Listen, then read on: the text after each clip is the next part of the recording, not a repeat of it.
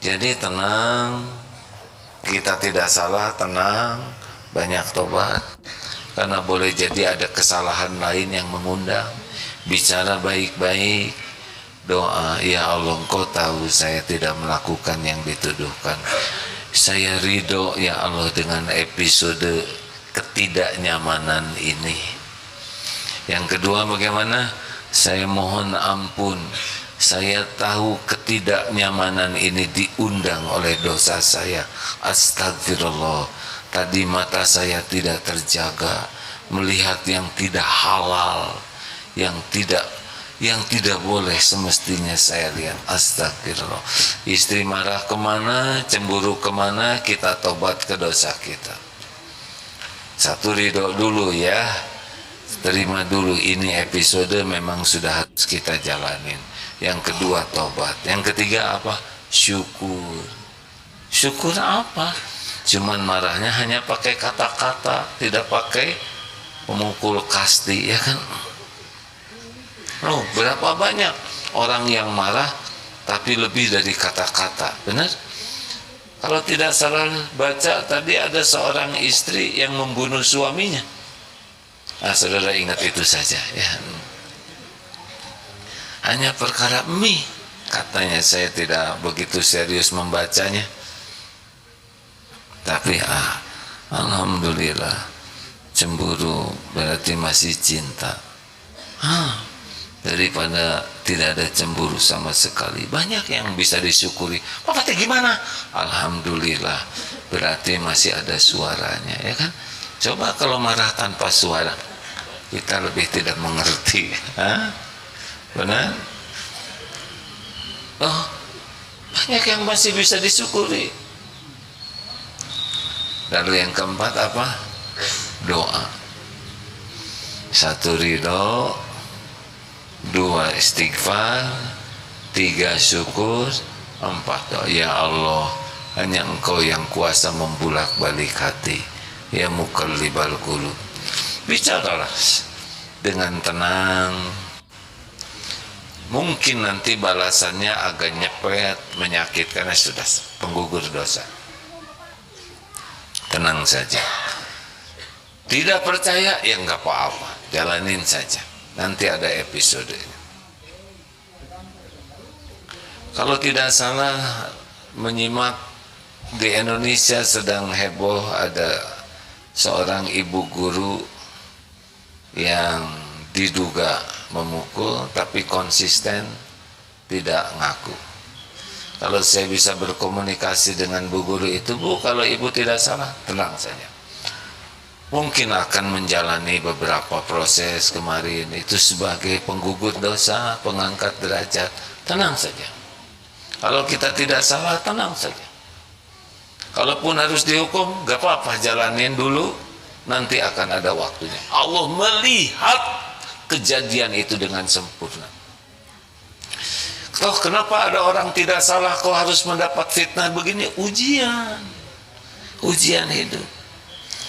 Bukan hanya beliau, Nabi saja sempurna niatnya, sempurna akhlaknya, sempurna perjuangannya, tetap dihina, difitnah, dibuli, dimusuhi, diperangi. Benar?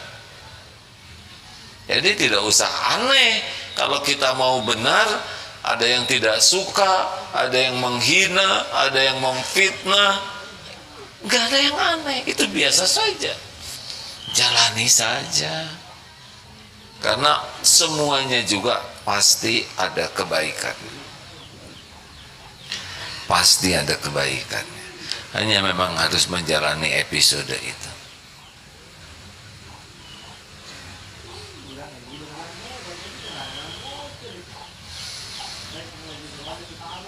Kenapa semuanya jadi serius begini?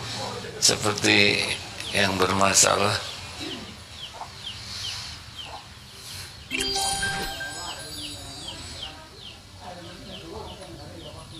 Silakan.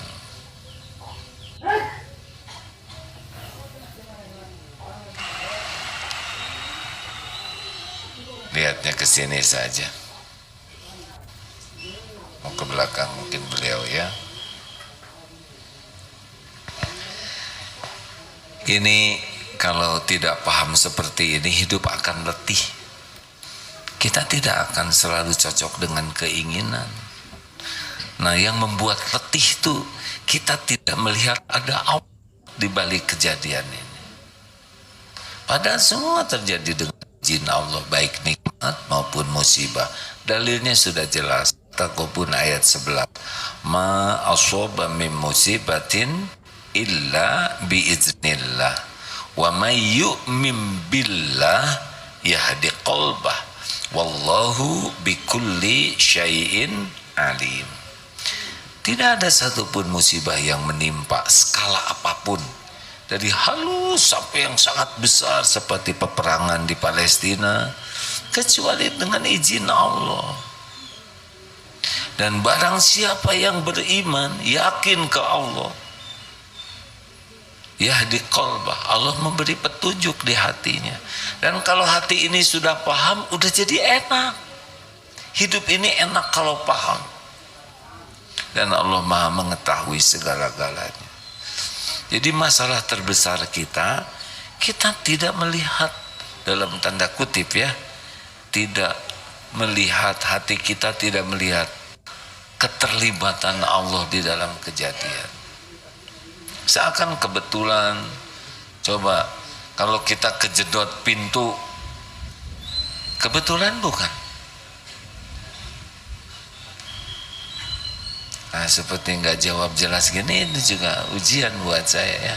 Ada gemes begitu, tapi buat apa saya marah ya? Ujian bukan? Begitulah, rada maksa. Kejedot pintu, jebet ke sini. Ya pasti izin Allah. Kenapa kita kok jedet kena wajah? Ya tinggal pikirkan sendirilah. Pasti ada maksiat di sana. Tidak ada satupun kepahitan kecuali ada keterlibatan maksiat kita. Sakit, ya Allah, ridho, saya terima. Enggak diterima juga sudah. Jadi tidak boleh kita tidak nerima takdir ya.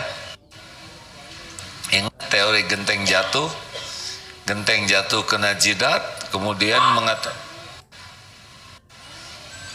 nggak apa-apa. Nggak apa-apa, tenang saja. Barusan bersin atau batuk? Nggak, kalau bersin kita mau berdoa. Bersin? Kalau ada yang bersin bagaimana sunnahnya? Doakan yarhamukallah.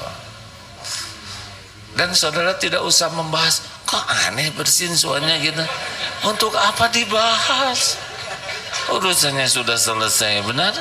Tinggal doakan, nggak usah. Kita jangan meribetkan diri dengan hal-hal yang tidak perlu diribetkan. Betul tidak? Termasuk misalkan ada yang buang angin dan dut, ya sudah selesai ya. Sudah, tidak usah. Kok di majelis taklim kentut sih? Sudahlah, sudah selesai. Tidak bisa dipulangin lagi. Benar? Ini bekal banyak kejadian begini. Lagi sholat, ada yang HP yang bunyi, jengkel. Masalahnya kita nggak bisa nyari karena kita lagi sholat ya kan. Dipikirkan siapa nih? Nggak berani kita nyari. Awas loh nanti kalau sudah selesai sholat. Sudah selesai sholat lihat kiri kanan, ternyata atasannya nggak berani juga. Saudara, apapun terjadi biiznillah, ridho ya, terima. Ya Allah, saya terima episode ini. Harus terima dulu, karena tidak diterima juga sudah terjadi. Ingat teori benjol, genteng jatuh kena jidat, kemudian kita katakan saya tidak terima. Tidak mungkin tidak terima, karena tanda terimanya juga sudah ada. Benjol ya. Belajar menerima takdir hadirin. Ya Allah, saya terima. Masya Allah. Seperti yang dicukur, ternyata yang nyukurnya bersin. Set. Mau gimana lagi ya? Ini serius. Atau yang saya lihat itu minta nih contohnya begini, ternyata ada tanda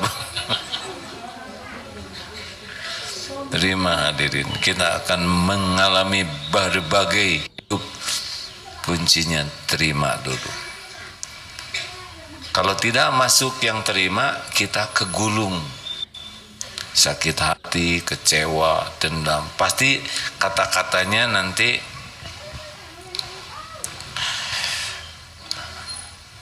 kalau saja, seandainya.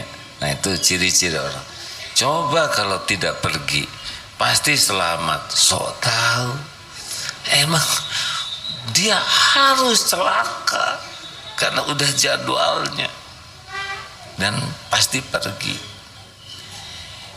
Innalillahi wa inna ilaihi rajiun. Kemarin pada waktu umroh ada seorang ibu sehat berangkatnya, ibu guru, tawaf, sa'i, umroh sempurna. Lalu ada waktu luang ke Taif, ikut.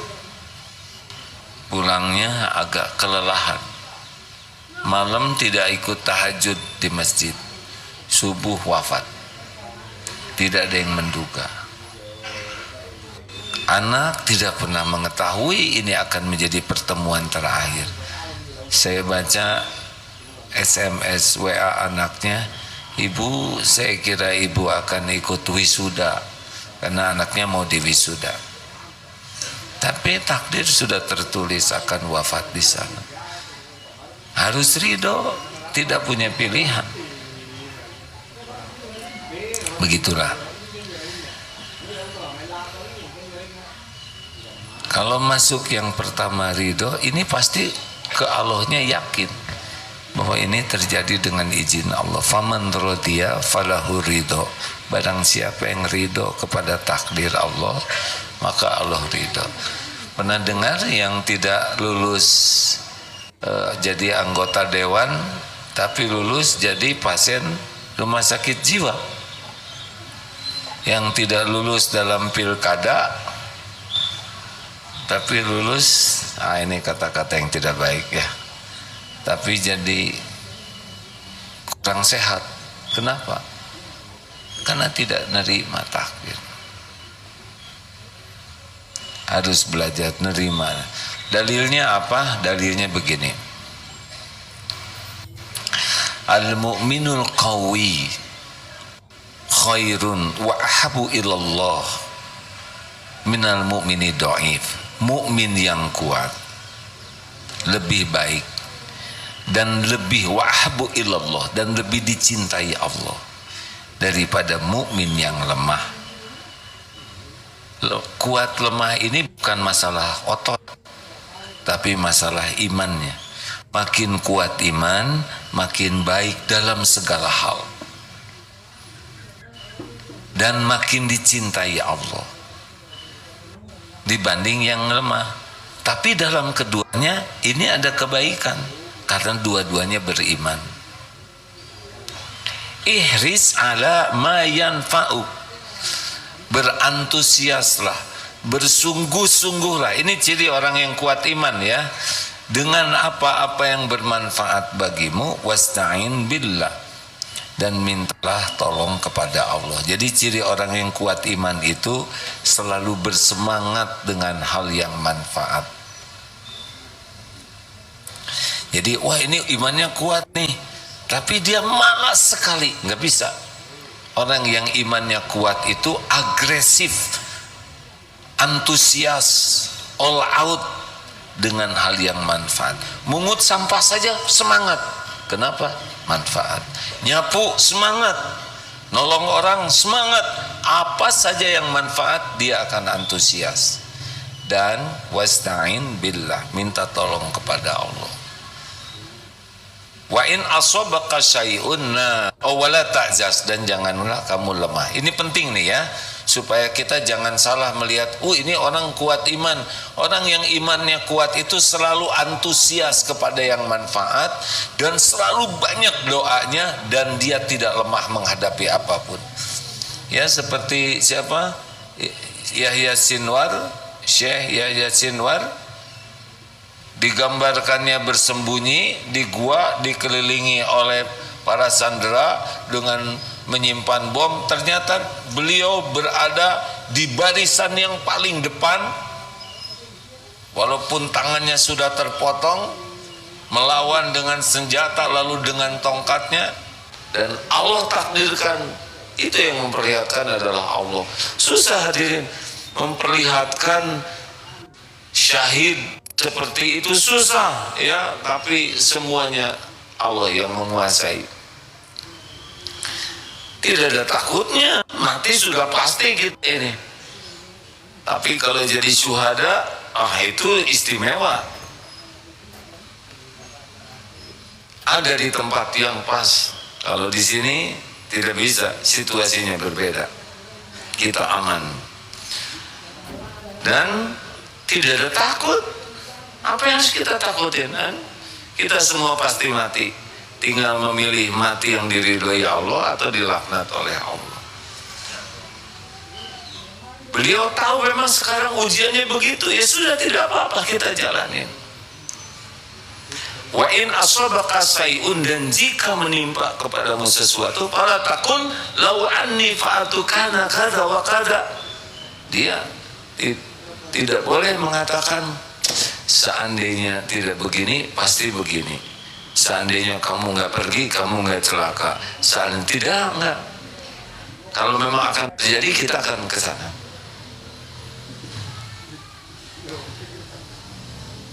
Walakin,